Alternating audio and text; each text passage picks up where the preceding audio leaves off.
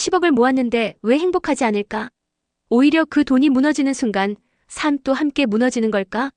많은 사람들이 10억이라는 숫자를 인생의 마침표처럼 생각합니다. 일하고 아끼고 투자하고 그렇게 평생을 달려 10억을 모으면 은퇴 후엔 편안하고 여유로운 삶이 펼쳐질 거라 믿죠.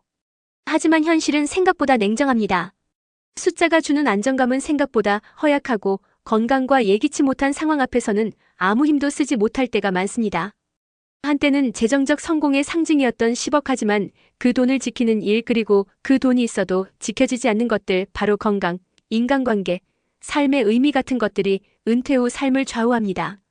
돈만으로는 채울 수 없는 현실의 무게, 그리고 준비되지 않은 은퇴는 예상보다 훨씬 빠르고 깊은 위기를 가져옵니다. 첫 번째 사례는 63세의 한 기업 임원이었습니다. 그는 오랜 시간 대기업에서 임원으로 일하며 수십 년간 성실하게 자산을 모아왔습니다. 주식과 부동산 투자도 안정적으로 운영했고 퇴직금까지 합쳐 약 12억 원의 자산을 확보했죠. 은퇴 후에는 제주도에 내려가 작은 펜션을 운영하며 자연 속에서 여유를 즐길 계획이었습니다. 하지만 은퇴 1년 차 위암 3기 진단을 받았습니다. 그에게는 암 진단보다 더 무서운 것이 의료비와 요양비였습니다. 건강보험이 있다고는 하나 고가의 치료와 입원, 그리고 가족의 간병 부담은 그를 급속도로 무너뜨렸습니다. 펜션 운영 계획은 취소되었고 병원비로 매달 수천만 원씩 빠져나가던 돈은 2년 만에 절반으로 줄었습니다. 그는 말합니다.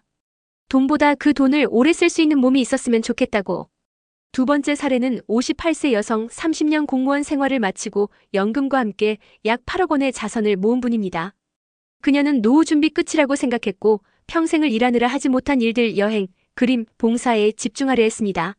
하지만 막상 은퇴를 하고 나니 매일 아침 일어날 이유가 없었습니다.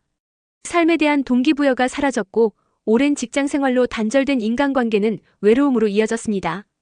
돈은 있었지만 말할 사람이 없었어요.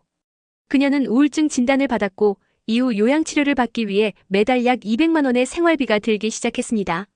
그녀에게 돈은 여유를 주는 도구가 아닌 살아남기 위한 방패로 변했습니다. 세 번째는 60대 중반의 부부 이야기입니다.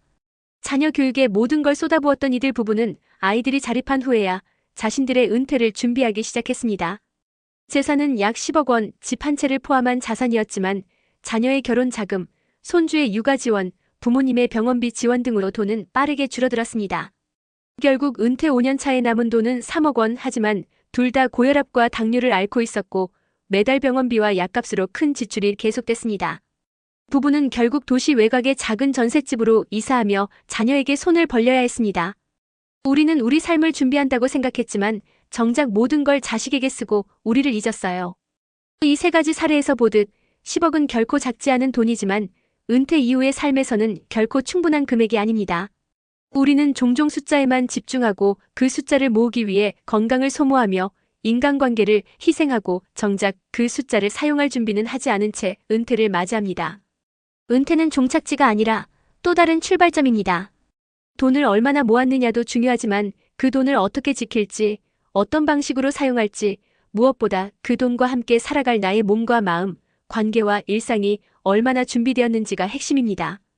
건강이 무너지면 돈은 빠르게 사라지고 관계가 끊기면 고립이 시작되며 의미가 없으면 지출은 줄어들지 않습니다. 돈보다 더 강한 자산은 결국 삶의 기반을 얼마나 잘 다져놓았느냐입니다. 지금 당신은 어떤 은퇴를 준비하고 있나요? 숫자를 향해 달려가고 있다면 잠시 멈추고 그 숫자 안에 당신의 건강 관계, 그리고 의미 있는 삶이 함께 담겨 있는지 되돌아보시길 바랍니다. 영상으로 이 내용을 전달한다면 숫자의 허상에 빠지기 쉬운 현대인들에게 현실적 경고를 주고 동시에 진짜 준비해야 할 은퇴의 본질을 다시 생각하게 만들 수 있습니다. 그리고 이건 단지 돈의 이야기가 아니라 삶의 이야기이기도 합니다. 우리는 이제 다음 질문을 던져야 합니다. 그렇다면 돈이다가 아니라면 은퇴 후 삶을 지탱해주는 진짜 자산은 무엇일까? 흔히 사람들은 은퇴 준비를 경제적 준비와 시간의 여유로만 정의합니다. 하지만 실제로 은퇴 후 삶의 만족도를 좌우하는 요소는 건강, 사회적 관계, 삶의 목적 이 세 가지입니다. 이는 단순한 조언이 아니라 수많은 연구와 데이터를 통해 과학적으로 증명된 사실입니다. 1. 건강 삶의 지속 가능성을 결정하는 1순위 자산. 하버드 대학교 성인발달 연구 하버드 스터디 오브 어덜트 디벨로프먼트는 80년 넘게 이어지고 있는 세계에서 가장 긴 종단 연구 중 하나입니다. 이 연구에서 가장 인상적인 결론은 다음과 같습니다.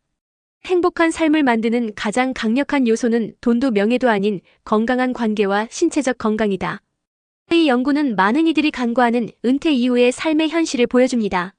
아무리 많은 자산을 보유하고 있어도 고혈압, 관절염, 당뇨, 암 등 만성 질환에 시달리는 경우 삶의 질은 급격히 저하되고 의료비 부담으로 인해 자산이 빠르게 소진됩니다. 특히 은퇴 이후 의료비 지출은 평균적으로 연 500만 원 이상이며 중증 질환이 발생할 경우 연간 2-300만 원까지도 증가합니다. 건강하지 않은 은퇴는 곧 경제적 위기로 이어지며 경제적 위기는 다시 심리적 불안과 고립으로 이어지는 악순환을 만듭니다. 사회적 관계 고립은 조용히 당신의 생존을 위협한다. 노화와 함께 찾아오는 가장 큰 위협 중 하나는 사회적 고립입니다. 영국의 국립보건서비스 NHS는 고립과 외로움이 하루 15개 비의 담배를 피우는 것만큼 건강에 해롭다고 밝혔습니다. 미국의 심리학 케어 메러컨 사이컬라지컬 어소시에이션도 외로움은 조기 사망 위험을 26% 증가시킨다고 발표했습니다. 은퇴 이후에는 더 이상 조직에 속해 있지 않기 때문에 사회적 네트워크가 급격히 축소됩니다. 대화할 상대가 줄어들고 정기적인 만남이나 소속감이 없으면 우울증과 인지 저하 위험도 증가합니다. 따라서 은퇴 후의 삶을 지탱하는 진짜 자산은 사회적 연결입니다. 소모임, 커뮤니티, 취미활동, 봉사활동 등 사회적 접촉을 유지할 수 있는 기반을 마련해야 합니다. 이 또한 전략적으로 설계되어야 합니다. 3. 삶의 목적 숫자 대신 의미로 채워지는 시간. 하루 24시간 365일의 시간이 오롯이 내 것이 되는 은퇴 후 그 시간을 어떻게 채우느냐는 삶의 만족도에 직결됩니다. 일본 후생 노동성의 조사에 따르면 삶의 의미가 뚜렷한 사람들은 우울감과 병치레가 적고 평균 수명도 더 길다는 결과가 있습니다. 또한 라이프 퍼포스가 분명한 사람들은 심혈관 질환 발병률이 현저히 낮고 면역력도 더 강하다는 미국 심장학회의 발표도 있습니다. 결국 은퇴 후 삶의 질은 단순히 여유롭고 하고 싶은 것을 하는 것 이상으로 해야 할 이유를 가지고 사는가에 달려 있습니다. 이것은 소소한 일상의 루틴일 수도 있고 타인과의 연결, 배움, 봉사, 가족과의 유대 같은 삶의 동기일 수 있습니다. 우리는 이제 이렇게 묻고 정리할 수 있습니다. 지금 당신이 모으고 있는 건 돈인가? 아니면 삶의 기반인가? 돈은 준비되었는데 건강은 나빠지고 있다면 지금은 건강을 위한 루틴을 먼저 정비할 시간입니다. 자산은 있는데 대화할 친구가 없다면 관계를 위한 시간과 에너지를 투자해야 합니다. 모든 준비가 끝났다고 느끼는데도 허무함이 밀려온다면 삶의 의미를 새롭게 정의해야 할 시기입니다. 은퇴 후 인생은 길게는 30년, 많게는 당신 인생의 13을 차지합니다. 이 긴 여정을 숫자로만 채울 수 있을까요? 당신이 지금 시작해야 할 준비는 바로 삶의 질적 기반을 설계하는 일입니다.